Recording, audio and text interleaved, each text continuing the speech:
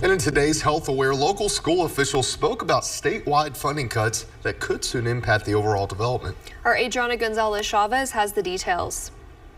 Scholars with a disability, early intervention is the key. The School Health and Related Services gives funding to schools across Texas for students who need special education services.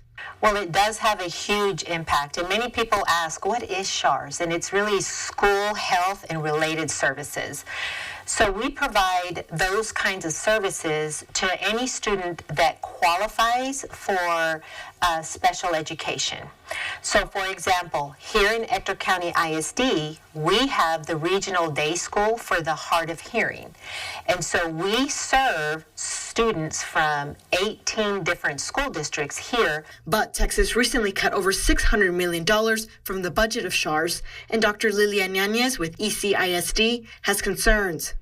Another example of a population that we serve are medically fragile students. So we serve children who have feeding tubes, who are just basically medically fragile. And those medical services that we provide here at school, that affects that service as well.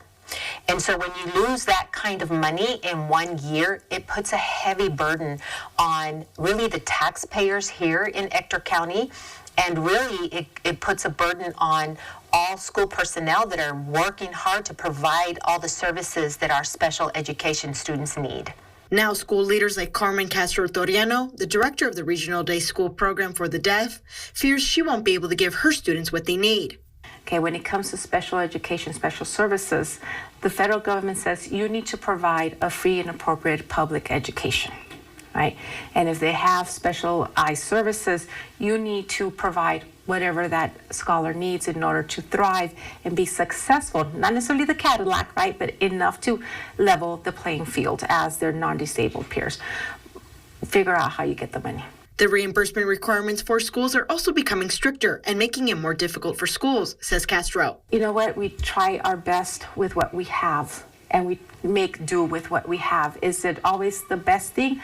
No, but it's the best that we can do at that time until we figure out how else can we make this a better situation. For scholars to succeed, communication and learning how to communicate is key, Castro says. For speech language pathologists who provide speech therapy services, they now have to have a prescription.